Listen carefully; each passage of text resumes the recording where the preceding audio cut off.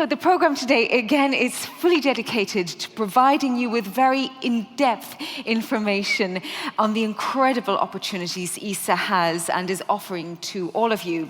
Yesterday, we heard the DG and many other directors, in fact, talking about the shift that's happening at ESA and other public funding bodies and how they've turned their attention to the development of new products. And this is providing the space industry with the unique opportunity to commercialize existing space assets, such as the International Space Station, and also to develop commercial services, products, and applications. And that can be offered to a broader customer base, and that's where all of you come in. ESA has a strong interest to support this transformation and is positioning the European industry within the emerging value chain of this new market.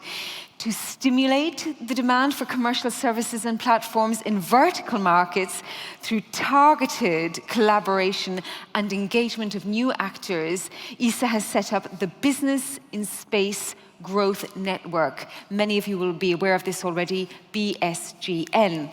So we're going to start the second day by presenting the industry programs.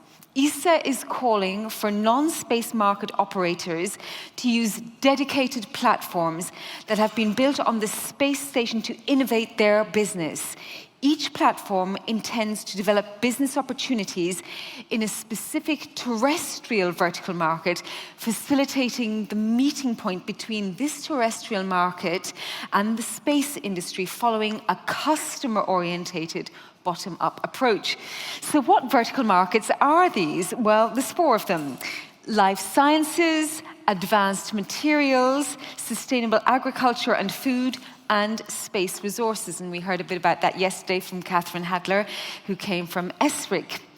ESA will co-fund these R&D opportunities up to 50% of the full investment and will also support the initiatives with high-level marketing and business development activities. So it's now time to better understand how these opportunities can be taken by asking the company representatives that have already started to use them. So please welcome to the stage Laure Gouzy from MEDES, Accoy MEDES. Welcome, Marie-Laure. Markus Häuser, CEO of Space Cooperative Europe, SCE. Hamid Soorghali, Strategy Consultant at Satellite Applications Catapult. Welcome, Hamid.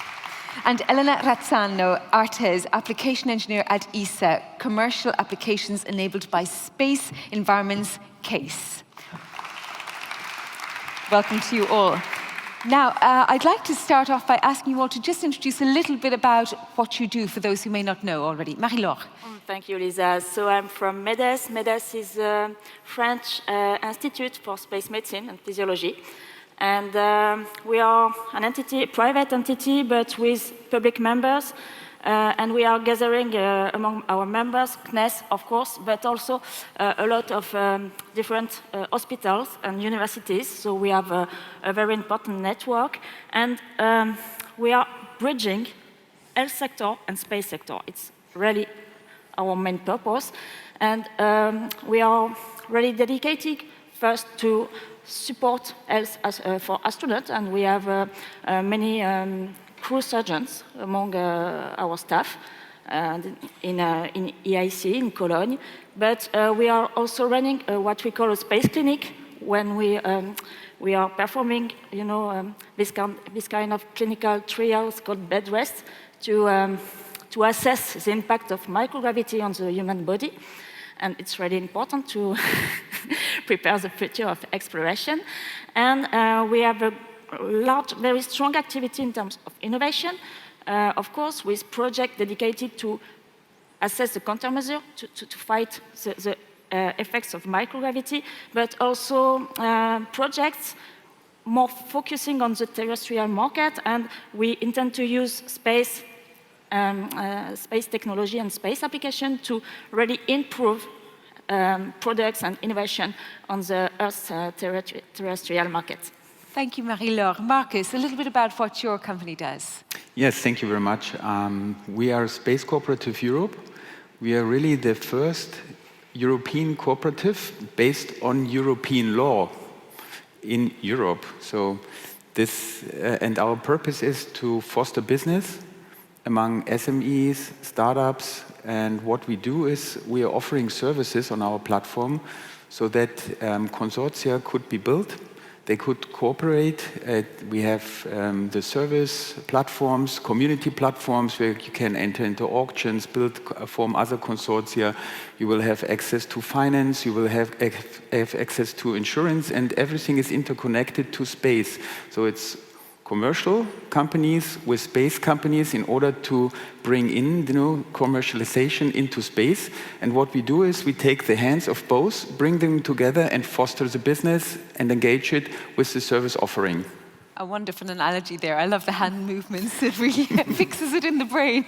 Hamid, tell us a little bit about your work. Thank you. So I'm Hamid Soorghali. I'm from Satellite Applications Catapult. Catapult is a UK-based organization, research and technology organization that focuses on developing UK's space sector supply chain capabilities. We grow the sector by building demand in a variety of different markets for space applications, and we also support developing enabling infrastructure, as well as supporting services to support businesses in the sector. Thank you. And finally to you, ESA Space, so your connection to all of this. Thank you. So I work in the ARTES framework, for those who are familiar with it. It's a general funding framework program in ESA. But specifically, my department works in the downstream application. So it's more than 10 years that we fund projects looking at the commercial exploitation on Earth of data coming from space or technologies developed from space. We have funded till now more than 1,000 projects all around Europe for any market and industries, varied application we have. And now we are also looking at how the use of space, so not only what is coming from space, but going in space, can actually help and benefit the commercial applications and businesses. Thank you. Thank you for that explanation. I think it's all clearer now to everybody. And as was mentioned in the introduction, we're here to talk about the role of BSGN and how this industry accelerator is helping you. So Marie-Laure, how has this helped? First, we are focusing on non-space market, as you said very nicely during the introduction. And BSGN Industry Accelerators, we really provide access to new markets, new opportunities. I think that maybe Markus, just after, will speak about his own topic, and Hamid will do too. But regarding life science and more generally, health sector, health field, we heard yesterday that the future doesn't seem to go really in the right direction, clearly, but we have to really provide new approach, and we have to develop really thought activities to bring something new and to bring innovative products to take care of people and to take care of their well-being. And now we are looking on a very holistic approach called, a One Health. And One Health will lead to a very personalized medicine. And when you say personalized medicine, you are focusing on, predicting very small volumes of therapeutics and very improving new process for biomanufacturing. So you can see my point. It will be where the microgravity and in orbit system will be able to bring really new solution. And with our accelerator, we are really here to first acculturate people, because I think there is and I think my thought is shared, there is clearly a lack of information, and we need to go to those people, for those non-space people, and tell them, yeah, hey guys, we have a really good solution for you, and you could do very good thing and best thing with that. So first, we are here to acculturate people and to explain them how important are the solutions. And secondly, we will be there to make the connection and help them to understand well what they can do and what space means, because it's very different. They are non-space people, I remember, so they have any idea, any opinion of what it is. So yes, our real first job will be that, to acculturate and explain all the opportunities for each market. And after that, we will be able, as you said, to help them to reach the flight and the space systems. Yeah. Markus? Would you like to pick up on that, Markus? Yes, thank you very much. First of all, I want to thank also ESA for the commercialization initiative and how they are doing it, because you see in the whole innovation event here that the future is now. And you know, everybody should consider this and bear this in mind. And you know, from the process how it was developed, I think it's also a logical consequence to commercialize the market now. And so there were these you know, initiatives in order to increase the infrastructure of research, and you know, also to commercialize research. And this is one of the main you know, tasks we have to overtake. And we are in close discussion with ESA, and we get very close help and very good help, immediate help, if there is something and if you have to overcome issues. So thank you very much for the technical officers there as well. You're doing a great job for us. And what we have to do is to prepare the market, as Marie-Laure mentioned. So it's not, we are the channels for the service providers. This is the idea, because they have to invest a lot of money to develop their hardware devices, but they need clients in order to grow and in order to get a margin out of it. And just from the margin you can invest, and then you get also investors, you know, who grow the infrastructure market. And you know, we have to channel it. And how can we channel it? We have to detect the ideas, cooperating with universities and with other companies, and also seeing, you know, what is out there. So we could also imagine to work with all the 25 ESA BICs. They have already contacts. So we could get engaged with them on the community platform, and we could say, okay, listen, we are looking for specific targets for specific markets. You know, can you help us to develop this idea from ideation, incubation, to accelerate it, and also to accelerate maybe a company? Yeah, well, actually, you've picked up on, and you've explained it extremely well, picking up on many of the points yesterday, which is really the essence of this entire conference, which is the development of the market. Yeah. And you're talking about that chain from start of idea to finding and channeling that market to scaling up, and we had a lot of that. And we were talking yesterday about the commercial research into LEO, but it's not the first time that this market has been tested, is it? It is not the first time. So what's different about now? Why did it not work before? Is it a matter of timing? Can you talk a little bit about that, Markus, or Hamid as well? I mean, what is different about today? I think what we are doing today is not starting a whole new chapter or building everything from scratch. Rather, we are building from the learnings and shortcomings of the past market simulations. You should also remember market simulations are long-term endeavors. They take a long time period of time, organization, coordination between ecosystem of different stakeholders to really drive missions to enable this opening up this market. The other aspect that I wanted to mention here is that one of the learnings that has been, that we are, I think all of the accelerators are currently implementing in this new market simulation, is that we are developing tailored. So for example, in the previously promoting microgravity as a general innovation tool has been less successful. What we are instead doing now is essentially linking microgravity solutions to the challenges of our tailored, challenges of our targeted markets. For example, with the advanced materials, we are promoting solutions, microgravity-driven solutions that can drive new products or services that can address the challenges of the market.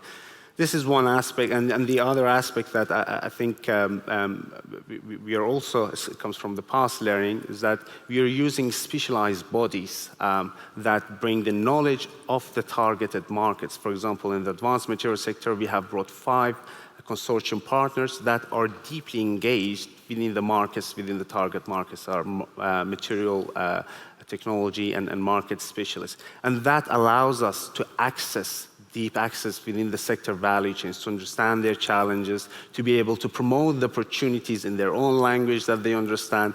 And advanced materials sector is a very competitive market, so it needs to be addressed in their language and the way they can utilize those opportunities. It's good to hear it's a competitive market. That's where things happen. I like to hear that. So I want to go back to you, actually, Markus, and also Marie-Laure. Who else, other than ESA, is ready to invest in the commercial research in LEO? We were speaking a lot about LEO yesterday, so have you any examples of who else is ready to invest? Maybe I start. You know, from history, the question is very difficult to be answered because, of course, there are investors out there. And as we heard from the first panels yesterday, investors in Europe are very, restrictive. They are shy of risks, and it's completely different to the American market. They just invest, and if you have one unicorn out of one investment, you make your yield. And here you're looking, you always have to justify, what you're doing. But, on the other hand, you also have to bear in mind that space is also a niche market. And then you are looking into the Earth observation satellite-driven market, which is more based, providing services for military services or, agriculture, climate change, and so on. And then you go a step ahead, in a further niche market, which is, LEO, research and exploration, which is the future, of course, but, not in the minds of the investors so far. And there are other initiatives besides ESA in Europe. For example, the EIC, the European Innovation Council, and with the investment plans for European companies. And they have a specific program which can support us and also the companies. And for example, you start with the first entry track. It's a 5 million grant only. Then you have a bridge financing, which is up to 2.5 million grant and up to 15 million equity. And then you enter into the investment stage with all the Series A to D investments, growth, private equity, and then IPO financing. And this is all, also being supported by the European Investment Bank, because this is a department of it. So there are investors. And in addition to this, there are also private investors. So we have close discussions about an investment fund, because ESA also asked us, think about, developing an investment fund so that you can attract private investments so that we can go out of it from the financing point of view and just act as a technical expert. And this is all about commercialization, by the way. And we have discussions, say, how can you develop a yield from a project? Because normally you invest into a company and you get company shares, and when you have an exit, you make your deal. But a project is generating an IP. And if you can commercialize the IP, exploit the IP, this is the key and the solution. And we're working also with funds, with fund managers, on this idea, because everybody is keen to create the first real space investment fund. Oh, that's now very, very interesting, and you've, again, explained it extremely well. I must say, Markus, you're very good at explaining things so that everybody can understand it. And I'm glad you spoke about private investors, because when you were talking about the EIB, I was thinking, oh, well, it's another European institution. A wonderful one with a lot of money to share around, but it's another intergovernmental body. But it's very good to hear that you're having lots of conversations with private investors, angel investors, to set up what is another arm of the whole space industry, a financial arm, which is extremely needed. I haven't forgotten about you, Elena. I'm coming to you right now. I just wanted to ask you one thing. On the IP, all investors want to know how long will it take for them to get a yield. So how long could it take? Well, it's a difficult question, because I also referred to the first panels from yesterday, and there was one remark that, if you bear into consideration to work with space, it takes always longer. So just look at, if you want to create a space fund, the exit is, at least 2, 3, or 4 years later, because you have to prepare the flight program and the project. Then you need to get a slot for transportation. You need a slot for astronauts, or, you know, as we learned yesterday. I'm just looking for an average length of time. Well, maybe 3 to 3 years, I would say. Oh, well, are you really sure? I mean, okay, well, that's well, you more know, optimistic than I would have been myself. Okay. Well, you know, you have to start, and there are platforms out there where you can trade IPs. You know, there's always, it's like in the investment banking, you know, if you have to get rid of an asset or if you want to make money, you create a desk. And then, you know, it's offer and demand. And you have to, it's the same what we are discussing here. But you know, in some markets, like therapeutics markets, they are used to this kind of long time. Yes, yes, absolutely. it takes so many time to have a therapeutic on the market, so it's not a surprise for some investors. So yes, and I don't think it's a lot of us learned a lot about the therapeutic market during COVID years, and we were so we've all become mini experts in the field of R&D when it comes to pharmaceuticals.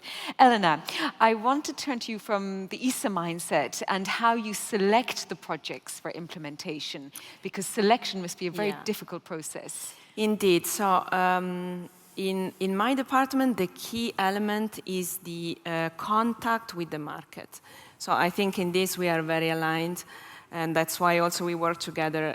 We always ask for the companies that apply to us to have already discussions ongoing with customers, potential customers, and to prove it with letter of support, a letter of interest, and to have actually engaged potential customers that work with them. That's one of the key elements for us. The other element is that they need to have a clear idea, which is already a little bit worked out. It's not a basic concept like really first generation of ideas, but it has to be worked a little bit. So we ask for a maturity and readiness of the technology and of the business case, which is at least halfway through the overall completion. And then we have two ways to support them. If they are still in the feasibility assessment, we have some program for that, some funding for that.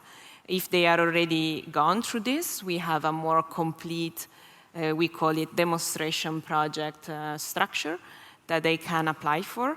And this brings them up to really the market entrance. So we bring them to space in this case, and we help them testing the end-to-end service to get ready to enter the market. And I want to bring up this word case. Yes. Which rhymes with space, which is not an accident. Indeed, indeed. So the role of the commercial applications enabled by space environments, otherwise known as CASE. Exactly. So this is a call for proposal that we have published at ESA recently, exactly to support companies which have a business, so a commercial application, for which going to space can be beneficial for them, for the success of their business. Either because going to space accelerates the understanding and the testing and validation of their product or service, or because going to space is a core component of their business value proposition that they want to sell. So to give an example, for staying, for example, on the materials, with Hamid here on my side, a company can go to space because it can learn quickly and better some physical or chemical behaviors that on Earth are more complicated, so that help in the design of the product, and then they work on it on Earth. So they go once and that's it. Or they go to space because they want to manufacture in space. So going the first time with us helps them in setting the right design and configuration of the overall service for then structure the whole value chain and how they can go to space later on. So for us, really, CASE is a way to, right now, for companies which are already thinking about this or this in the process, an opportunity they can apply to immediately and get to the funding chances that we offer. Yesterday there was an amazing, interesting workshop on the service providers and platform providers. We see here the Columbus right in front of us in the space station. So I think now, also to come back to your question earlier, now there are much more providers available, and that means that the market is more ready to go to space, and all their customers can apply to us. Yeah, and as we heard yesterday, and we're seeing in the news every day, the conversation around space is much more prevalent for everybody. In fact, we started off by talking about BSGN accelerators, and now we're talking about CASE. So really to all of you, what is the difference in your minds when you're thinking from your point of view, your company's point of view, or ESA's point of view? What's the difference between BSGN and CASE? Well, if I may start.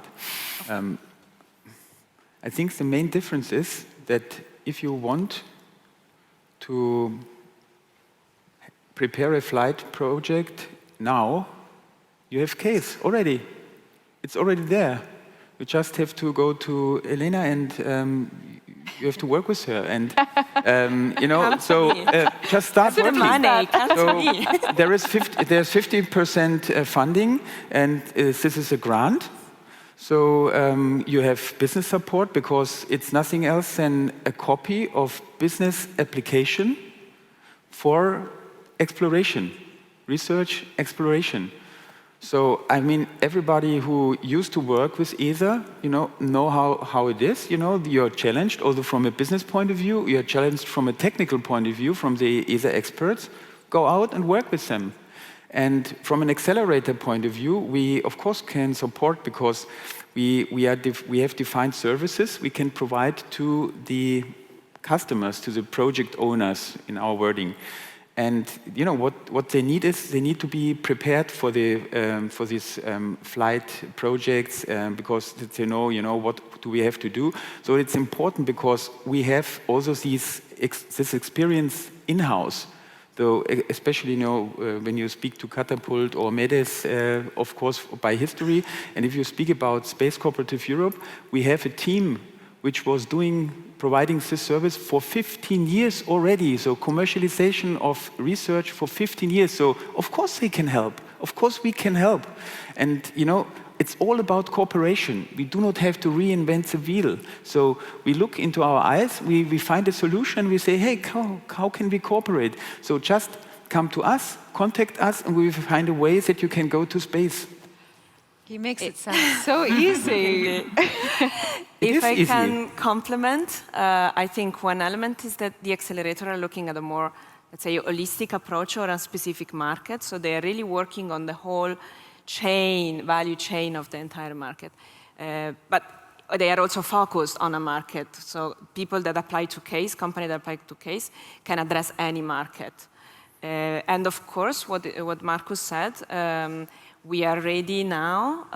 So that's another element. We're focused on specific projects that they can work with. So it's somehow complementary for sure at this time. And we are working together to figure out the next steps in the future years. And Marie-Laure, from your point of view and how it's been at MEDES, how has this whole journey been? Tell us a bit about how you got involved with it even. Briefly. Very hard to say right now. But we are really confident and pretty convinced that it will be a wonderful journey, I'm sure.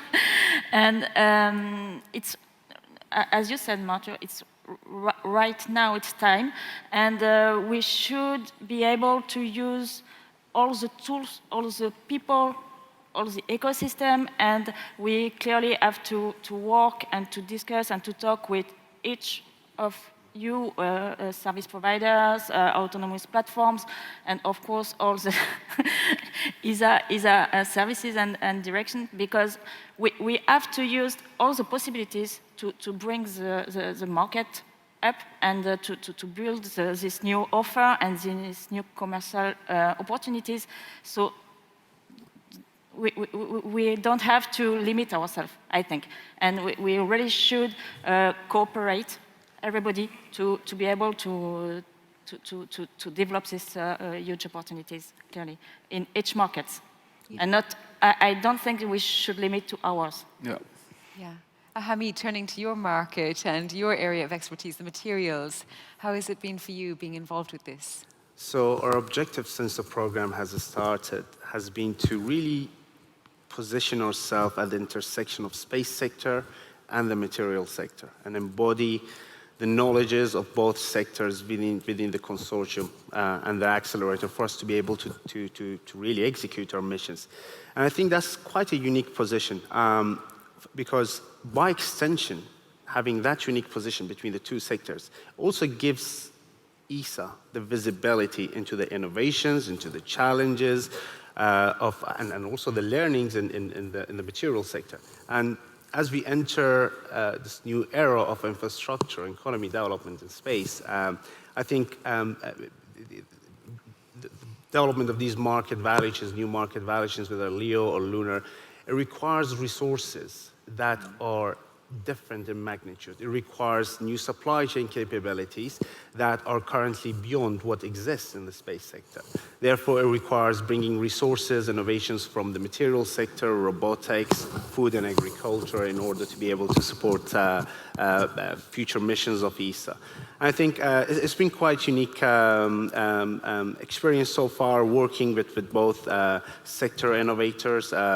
Yeah, it's been great, and then we are hoping to be able to utilize these opportunities as we go forward.